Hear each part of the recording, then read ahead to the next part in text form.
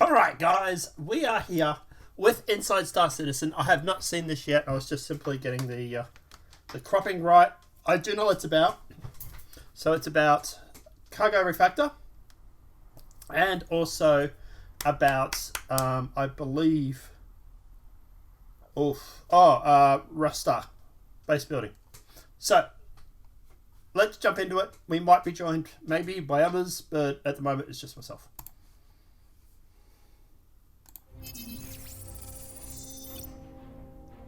318, the future is bright for cargo. We're moving away from the simplistic implementation that we had before into something that's more of a real simulation. With the new physicalized cargo, it opens doors for us to give some new gameplay. Cargo today is pretty basic. You go to a kiosk, you use an interface, you load your ship, it automatically loads. Get in that ship, you drive that ship to a port, and then you sell what you bought, but there's not a lot of interesting choices there. With the current implementation, whenever we designed it, we did not have the tractor beams that we have now. What that meant is that you were not able to pick up and manipulate the larger 1SU boxes.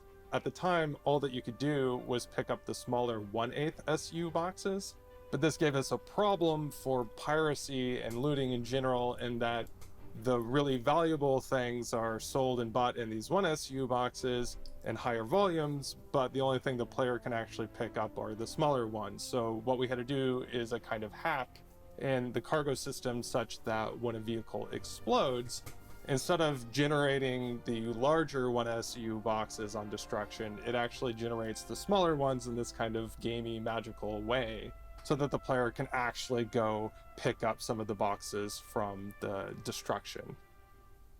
All right, let me give you an example. The C2 has 696 SCU, which equates to 5,568 1/8 SCU boxes that you have to loot. Oh, shit. But the ship exploding should damage some of those boxes, and we want to have about 40 to 50% survive that explosion, so that's still about 2,000 1/8 SCU boxes. But then there's server performance issues to consider. So what we've actually been doing is capping that at 10% boxes being generated. However, on top of that, it's an incredibly tedious experience, because now that's, if you were to do the math, about 400 boxes that you have to go pick up, and collecting all of those by hand without a tractor beam. With the new system, we've gotten rid of the 1/8 SCU cargo containers. Everything is 1 SCU cargo containers. So in the case of the C2 with the 696 SCU, that would be 696 1 SCU boxes rather than 5,000 plus. Every single one of those boxes is a real entity in the game, like any other entity in the game. It is tracked in the database as a persistent entity now that we have the new persistent entity streaming architecture. And it means that now that they're entities that are persistent, they can be interactable. So now you can do things like use the tractor beams to pull them out of the cargo hold or put them into a cargo hold. It also means that whenever we do ship destruction with the new system, we don't have to generate anything. Instead, all that we do is we take the entities that were already created and we just simply detach them from the cargo hold and let them float in space. Now, we still want to have some of that explosive destruction, so there's a certain amount of variable amount of that cargo that is destroyed on ship destruction. Actually giving you back somewhere, it's actually 0 to 90%, but that's calculated every time your ship explodes. So what happens then is now we're actually hitting that 40 to 50% number on average. This means that both for players that want to reclaim the cargo that they lost on ship destruction, or for pirates that want to scoop up their ill-gotten gains, then they'll have an easier time to get at it, and there'll be more value there when they try to do so. There is also the new commodity kiosk flow, which is a step in the right direction for helping you understand what you're buying and what you're selling and what's available at the places where you buy and sell commodities. It's new UI, it's the new building block UI, so it should be a lot easier to understand and gives you a graphical representation as you're buying and selling of how much space that you have on the ship that you're buying and selling. 318 is not the end of the cargo refactor. There's lots of stuff that we're in the design process for right now, including manual. I just want to ask, what the hell is going on with these PowerPoints in the background? Is he trying to cause a fire in his apartment or something. This is a case of no, you don't do this. I'm joking. Loading and unloading as well. Although you shouldn't do it. It is unsafe. Was automatic loading and unloading. We're also looking at some big box cargo missions that separate the cargo from the hauling professions. So that's something to look forward to. We have a lot more content coming that use these new features. We hope you enjoy it in 3.18. And as a coda to all of that, Chris Roberts actually came by my desk the other day, and we talked a bit how it was unfortunate that we even have to allow players to lose 40 to 50% of the cargo. And we talked and decided that we would try to come up with an interim solution on our path to physicalized damage that would allow us to leave the husks of ships behind on vehicle destruction instead of just exploding them and erasing all the contents. This would allow players to explore the ships and find the cargo and physically move it off the husks of the ships, rather than just generating a percentage of the boxes on destruction. Cool. Like every other... All right. So my thoughts on that. Obviously, the more cargo that we can reclaim, the better. Obviously, I don't like my ships blown up, and I sure as don't like my stuff being lost. I do agree that there should be a certain amount that gets lost. I think, at the end of the day, 10-20% is a good figure. But I'm also interested in, obviously, the husks having the boxes on them and stuff like that as well. So we'll see what that's like. I would like to see that maybe they use the 2 SU box instead of the 1 SU box, maybe. Throw some of the bigger boys in there.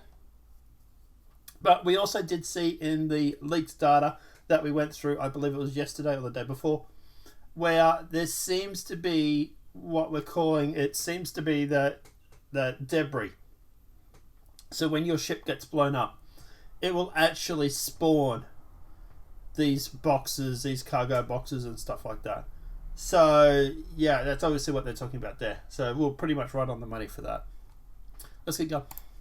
aspect of Star Citizen's continuing development, the cargo refactor isn't a one drop and it's done kind of feature. And the first implementation, much like persistent entity streaming alongside it in the upcoming Alpha 3.18, is about rebuilding existing functionality within an entirely new foundation that will now set the stage for the persistent universe to reach its fullest potential in subsequent patches to come. And while we're here talking about new technologies designed to be built upon from one patch to the next, let's chat us up some Rastar, the internal tool that we've been developing now that's currently in use, placing outposts throughout both the Stanton and Pyro systems. The whole purpose of Rastar is to make the thing easier for... So Rastar is going to be big because that allows us to build bases. And allows us to go through and build our own bases. So that's big. the devs to place location at the surface of a planet. And in the end, it will be used as the system for player to build their bases. Bingo. So I just said. We have Rastar because the previous system, based on prefab, was quite hard to use and not up to scale for the scale and the scope we want for our planet density. Any changes to the planetary generation, like for example, you just change a canyon, you add a canyon to the planet, you'll have to redrop every modules at the surface of a planet to be sure they are well aligned with the new terrain and the new modifications of the terrain. Rastar makes that better by allowing, first of all, the ability to directly follow the modification of terrain topology, so we don't have to refresh anything. Plus, it gives us more granularity and modularity of the locations.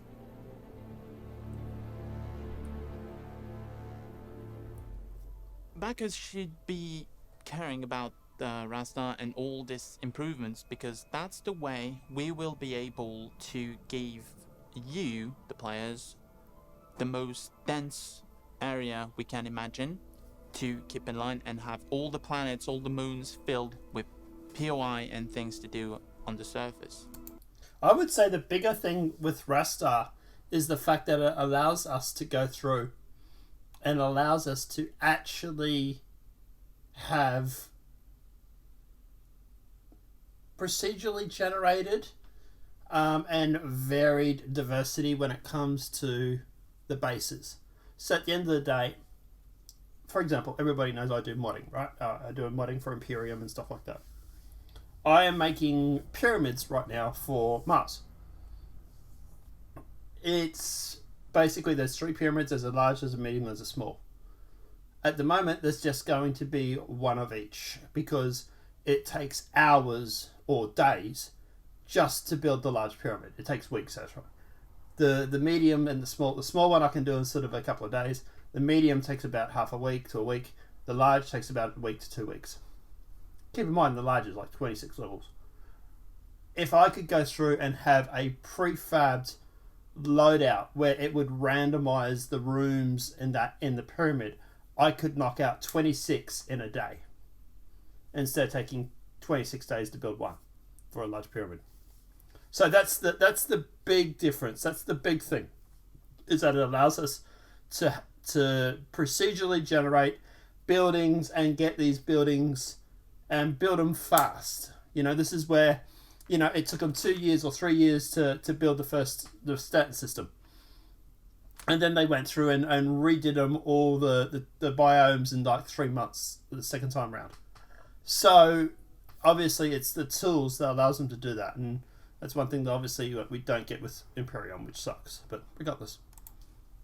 And maybe later in orbit of this planet and moons. CitizenCon 2951. It changed not much in terms of visual, mostly UI rework, but features are all there. Just a lot of internal work to allow the new build location to fit more and be more productive. So now we can have modules and elements that are nested. And it's interesting that they've got names. Oh, so they're tests. Yeah, that's why they didn't bother putting in decent names. They're only test beds. Gotcha. And indented so we better understand what depends on what. And we also added the ability to collapse parts of the tool, so to have a better understanding and more focused work on some parts of the tool.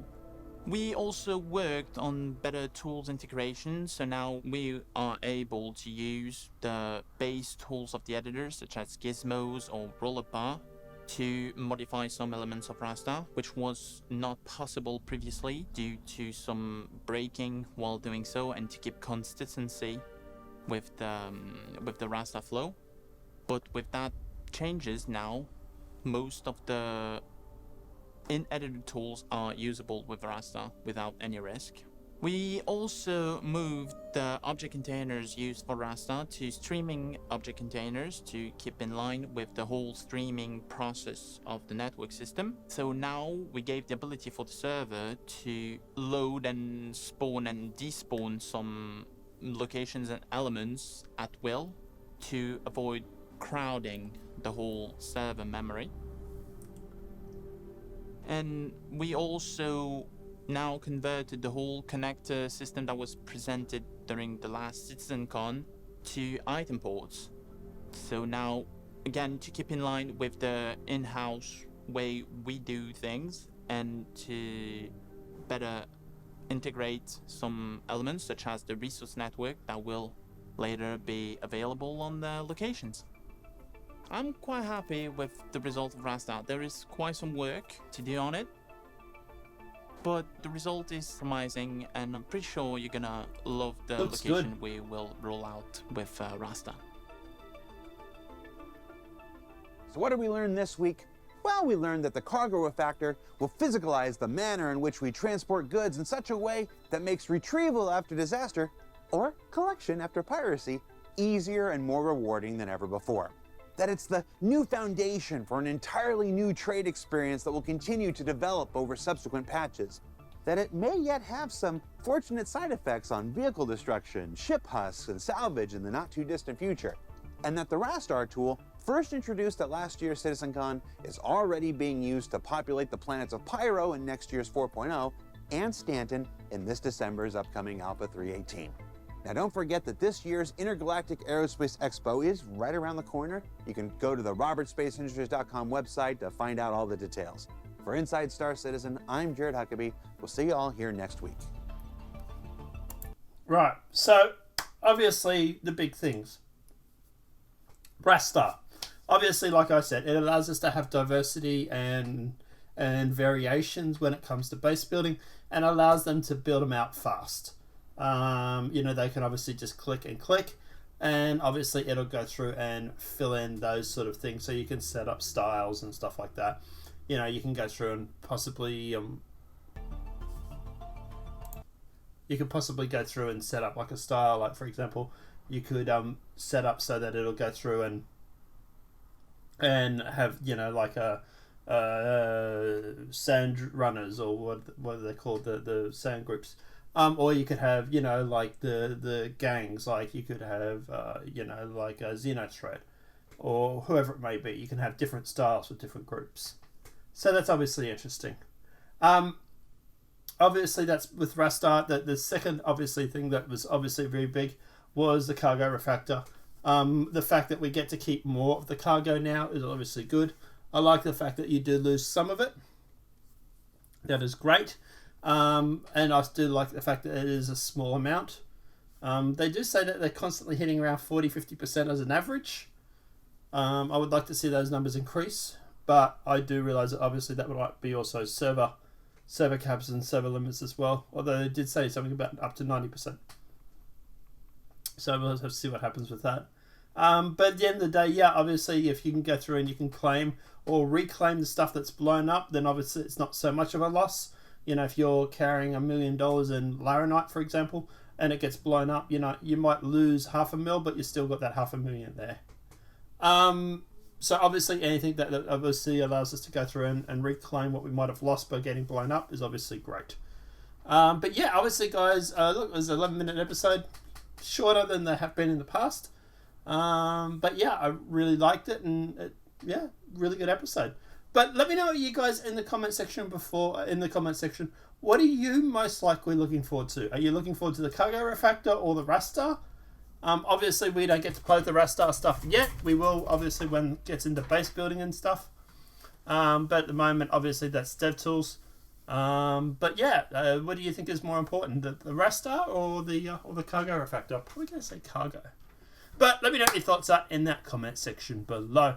Obviously, this video has been helpful. Please smack that like button if you're new to the channel. Welcome and subscribe. Apart from that, guys, we'll see you in the next demonetized video from YouTube. Have a great night. Enjoy yourself, and we'll see you then.